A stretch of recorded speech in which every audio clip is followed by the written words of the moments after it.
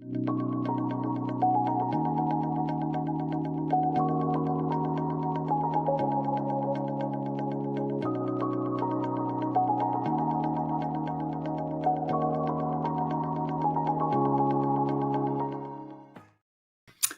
morning. It's Monday, August 25th. The multi-front war in the Middle East is now 689 days old. I'm your host, Jonathan Schanzer. Welcome back yet again to the FDD Morning Brief. Well, folks are talking about the latest round of fighting between Israel and the Houthis. The Houthis fired off yet another ballistic missile at Israel the other day, except this time it was loaded with cluster munitions. Apparently, the weapon exploded mid-flight.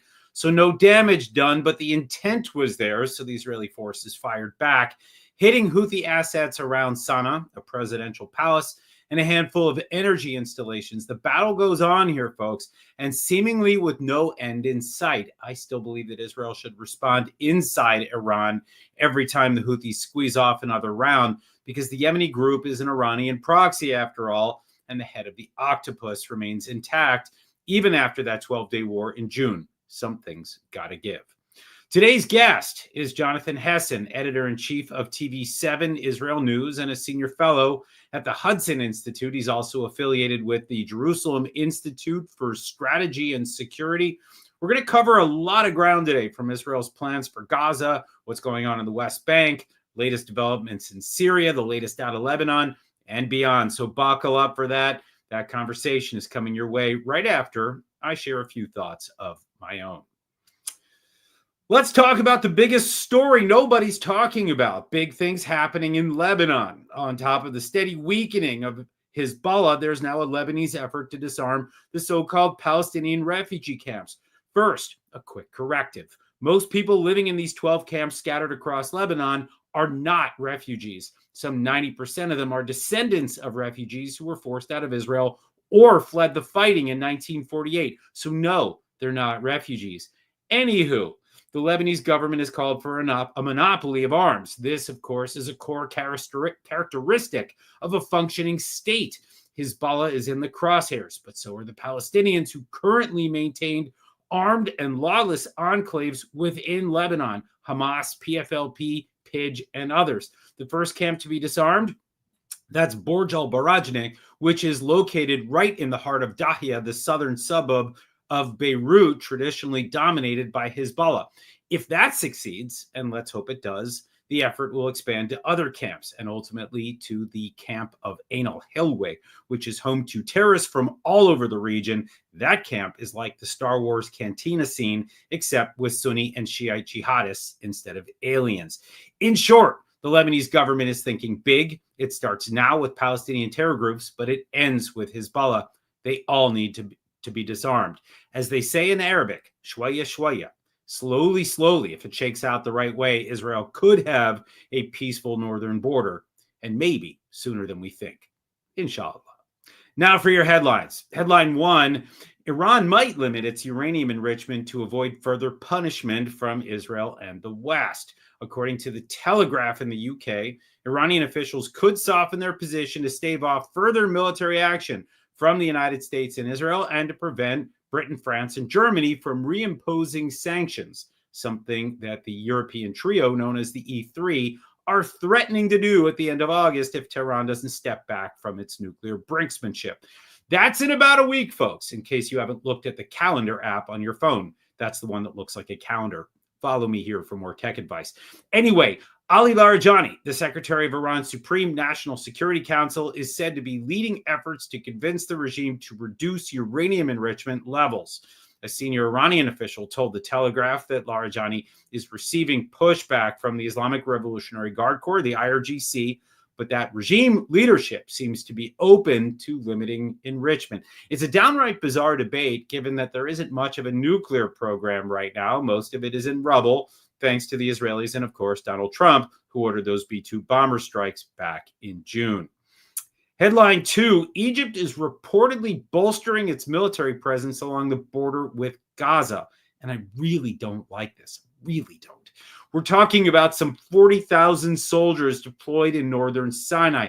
That's a lot of soldiers, and this is all a reaction to Israel's looming Gaza City offensive. If and when Israel forges ahead with these battle plans, Egyptian officials expect as many as 1 million Palestinians to flee southward. Citing an Egyptian source, a Qatar-backed outlet called Al Arabi Al Jadid reports that Cairo is worried that Israel will deliberately force Palestinians towards the Rafah border crossing. Egyptian officials see that scenario as a humanitarian and security burden, not to mention a threat to their national security. Okay, I suppose that all makes sense, but a major military deployment near Israel puts other options at play for Cairo, and I don't rule anything out. This is a regional war, and it's chaos after all, and Egypt doesn't mince words when it comes to its disdain for Israel. Headline 3, U.S. envoy to Syria Tom Barrack and Deputy Special Envoy Morgan Ortagus arrived in Israel yesterday. The pair met with Prime Minister Benjamin Netanyahu. U.S. Ambassador to Israel Mike Huckabee joined the meeting, as did Israeli National Security Advisor Tzachi Hanegbi. Discussions focused on Syria and Lebanon, including the Trump administration's desire to see the IDF dial back on some of those targeted strikes against Hezbollah in Lebanon. I also hear that the Lebanese want Israel to remove its forces from the 5 observation points that it has maintained in Lebanon since thrashing Hezbollah in the fall of last year. Next up, Barrack and Ortagus are traveling to Lebanon today for talks with Lebanese officials. Lindsey Graham is also meeting the envoys in Beirut. That's Senator Lindsey Graham. Oh, and one more thing. The Americans and Israelis also discussed those recent talks between Syria and Israel to reach some sort of security agreement. It won't be a full normalization agreement, but it will likely be the stepping stone towards such an agreement.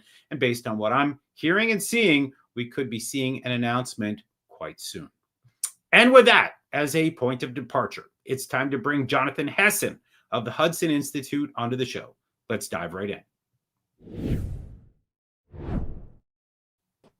Welcome to the program, Jonathan Hessen. Thank you for having me, Jonathan Schanzer.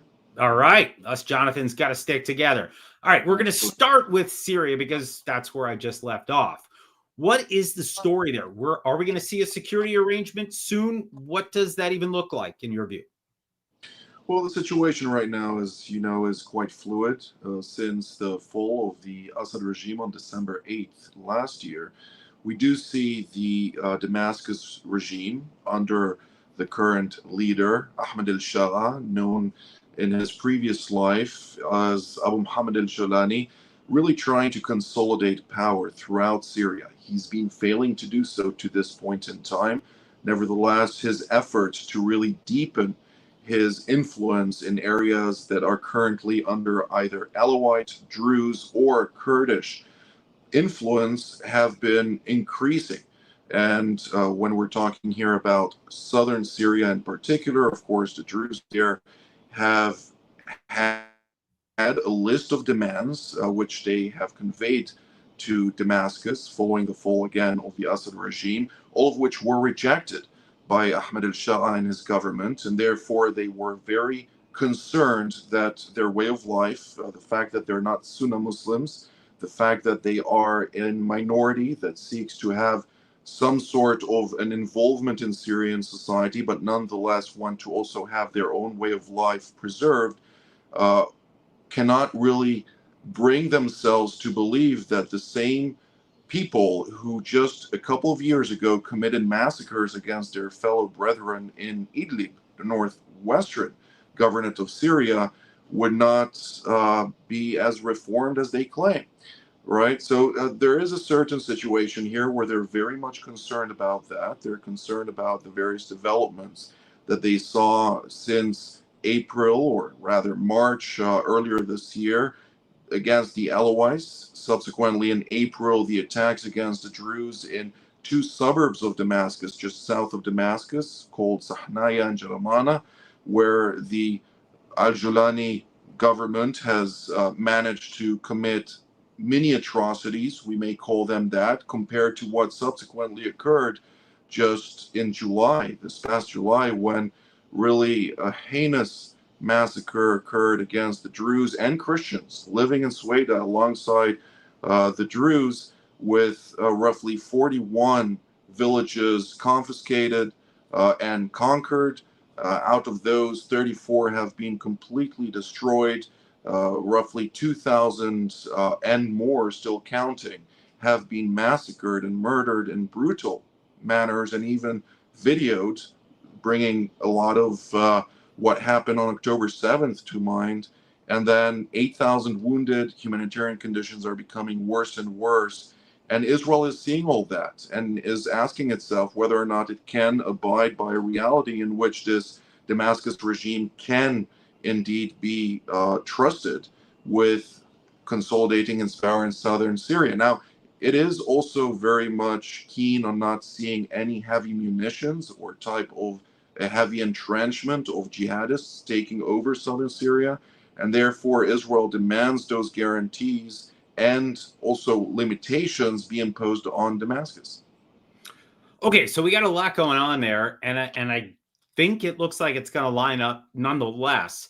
But let me ask you just for a second, just to explain, why does it matter to Israel that the Druze be protected? I mean, at the end of the day, it's not their, it's not their citizens, right? These are Druze that obviously have connections back to the Druze on the other side of the border, on the Israeli side of the border. But since when is this an Israeli red line, and why are they drawing it now? Well, there are two aspects to this. The one is domestic, the other one is foreign. The domestic aspect, as you mentioned, there are Druze living in Israel, a small minority of roughly 150,000 people, but they are nonetheless a very contributing minority, both in the IDF and the defense ministry and in other walks of domestic matters, to include also agriculture, health, and even political life. There are a number of members of Knesset. Previously, we also had ministers in government. And as such, when you see such a small minority that is so well integrated into Israeli society, particularly in the IDF, where a large group of Druze, and we're talking here about several thousands of them, are assuming senior roles in combat units and field commanding positions and senior leadership positions as well, that is a minority that you do need to take into account. Now, they are hurting to see their brethren, be they cousins or far relatives, being massacred in southern Syria, the governorate of Sweda, and the first and foremost, from a Druze perspective, it is to ensure that their brethren are safe, and to also bring an answer at a time when there is a deafening silence on a global scale with regard to the plight of the Druze people, to really bring a certain humanitarian relief that is quite necessary at this point in time. On a national security perspective, of course, from Israel's strategic landscape, it does view Jordan, the Hashemite Kingdom of Jordan, as its strategic depth of field. The governorate of Sweda, where the Druze reside in southern Syria, borders with Jordan, and Israel does not want to see jihadists starting to entrench along the border of Jordan, very much as was the case during the Islamic Republic's entrenchment or effort to entrench along Jordan and apply pressure on the monarchy, which of course is a national security concern for the state of Israel. So there are various considerations that Israel needs to take into account, and I believe that it does see eye to eye with the United States with regard to those specific considerations. Well, it's going to get interesting. I want to now pivot for a second. Just if we can talk about the prospect of disarming terrorists in Lebanon. You heard me talk just a few minutes ago about what they're doing on the Palestinian front. I find that really interesting, and I definitely find it interesting that they're starting right in the heart of the southern suburbs of Beirut, which is where Hezbollah has been entrenched. So that's really interesting. But ultimately, the goal is to get to Ain al-Hilwa, which is, as I mentioned, one of the most armed areas, I guess, in the world, as I understand it. It's just teeming with terrorists and weapons. And then there's Hezbollah itself, which has been disarmed steadily, but I guess still controls a significant amount of weaponry. So what's needed here for the government to succeed, and what kind of chances do you give that government right now? Well, it needs support, proactive support rather than passive support. We are seeing this political backing granted by the United States under envoy Tom Barrack and his colleagues dealing with this issue. The Senate and Congress, of course, are also providing their backing to this, but nonetheless, there is some skepticism among many who have been covering Lebanon for quite some time now, particularly considering the fact that immediately after, we did see Ali Larijani, who you spoke about the sanctions angle. He traveled to Beirut, as you also spoke about here on your morning brief a couple of days ago. He had the opportunity to meet with the leadership in Lebanon, and for the first time, particularly during a meeting with the Lebanese Prime Minister Nawaf Salam, he conveyed the message from Tehran saying, we don't want you to disarm our proxy in Lebanon. And the back or the pushback by the Lebanese prime minister is don't get involved in domestic politics of Lebanon, something which just a couple of months ago would be unheard of from any perspective. So now it's time to see whether or not there is going to be a success story indeed within the Palestinian camps. I'm somewhat skeptical that they'll manage to really progress in a fast pace, which would not ignite some type of friction, and that is something that the government in Beirut will want to avoid. But nonetheless, when we're talking about Hezbollah proper, immediately after Larijani left during the speech of Hezbollah Secretary General Naim Qassem, the Iranian-backed leader came out and declared, we're not willing to disarm. And if you come and confront us and establish that type of friction, Lebanon will burn. Now, those are quite strong statements that need to be better analyzed with regard to intentions on the ground. But at the same time, they are also in a very bad position where roughly 80% of all of their stockpiles have been eradicated between October 8th, when they joined Hamas in their war of aggression against Israel in 2023, up until the 27th of November, where a decapitated organization has truly lost the capacity to function and to exert true power beyond the borders of Lebanon. With that being said, from my discussions here with many friends in the various establishments dealing with this issue, they do highlight Hezbollah today has roughly 15,000 militia or militants, heavily armed and well trained, with a lot of experience from their days in Syria, that need to be taken into account, since this is a significant power that can exert a lot of influence domestically. Well, it's going to get interesting. I'll just note, by the way, that on the Palestinian camps, so to speak, and we know they're not refugee camps, but we can call them camps.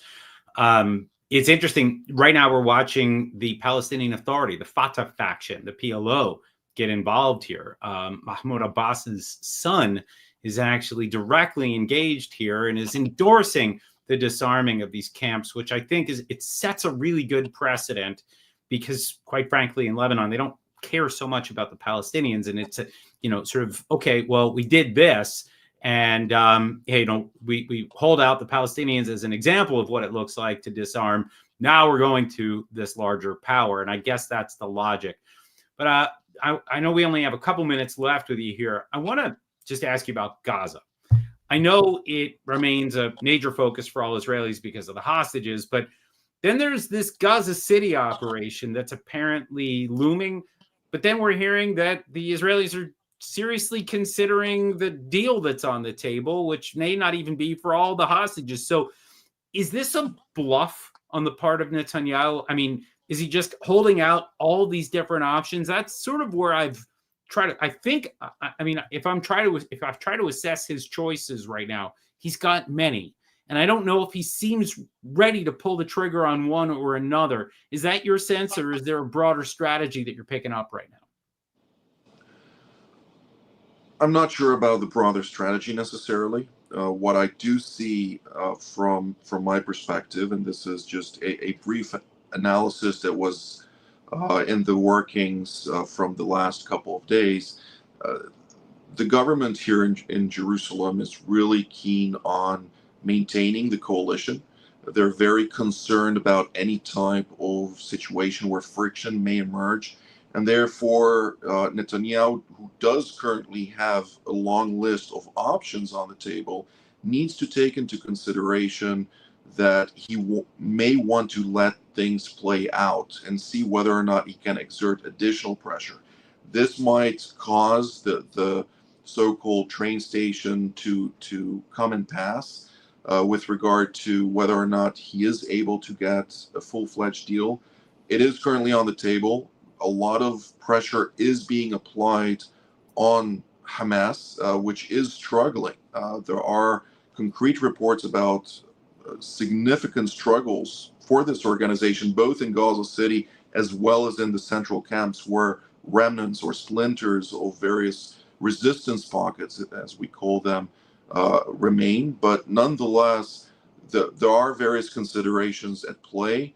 Today, we do hear that there were messages that emerged from IDF Chief of General Staff, Lieutenant General Eyal Zamir, who during his visit to the naval base in Haifa came out and stated that he thinks that the military option run its course and Netanyahu should take what's on the table. I haven't heard him say that directly, so I always remain skeptical on the wording of those type of statements and the context in which it was said. But nonetheless, there is a situation where a number of options are on the table, and we need to wait and see whether or not the right option that is going to be taken is indeed the right option. Nobody actually knows what the right option could be and what type of causality will ultimately arise from any decision taken.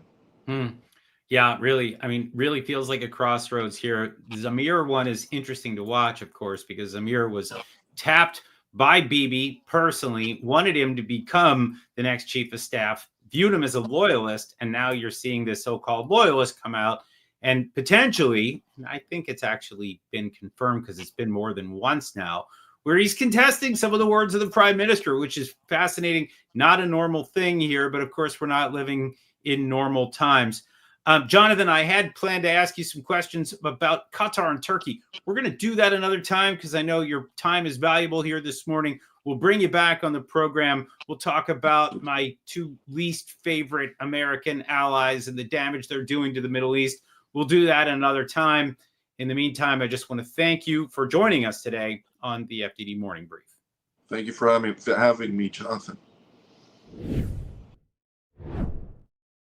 All right, here's what FDD has on tap for you today. FDD's Ahmad Sharawi has a new policy brief on our website spotlighting the direct talks between Israel and Syria. These are the first talks that have been publicly acknowledged by Damascus, maybe the first talks ever between Israel and Syria, although I'm not sure. It's well known by now that Syrian Foreign Minister Asad al-Shaibani and Israeli Minister Ron Dermer met in Paris to discuss regional stability, the DRUZE issue, and other key topics. Ahmed notes that by going public, Damascus may be testing domestic reaction to a potential peace deal down the line. He also notes that the U.S. should quietly support the talks while pressuring Syria to protect minorities and hold perpetrators of sectarian violence accountable. Meanwhile, my colleague Said Ghassaminejad writes in the Jerusalem Post about the regime in Tehran's crumbling axis of resistance. He explains how Supreme Leader Ali Khamenei is playing musical chairs with his top remaining figures in the regime. He replaced one of his top security chiefs with a loyal old guard crony, Ali Larijani, after the 12-day war exposed the regime's internal vulnerabilities. Saeed notes that this move reflects growing concern among Iran's elite, not just about who will succeed who within the regime, but about whether the regime itself can ultimately survive. Finally, check out the latest episode of FDD's Foreign Policy. Host Cliff May, our founder and president, is joined by rockstar FDD research analyst Mariam Wahba to discuss Egypt's systemic oppression of religious minorities with a focus on Coptic Christians. Cairo receives a significant chunk of change here from us here in the United States if the Egyptians want to keep benefiting from American generosity and partnership. They need to safeguard the basic freedoms that the United States and the free world hold dear. I see a lot of parallels there with the DRUZE in Syria. All right, time to drop the mic, folks, because I've said everything that I needed to say. Okay, fine. Almost everything.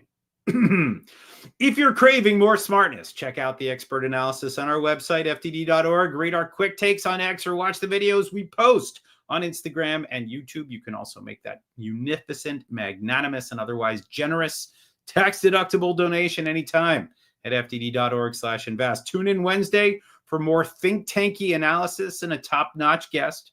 Until then, I'm Jonathan Schanzer, signing off for FDD.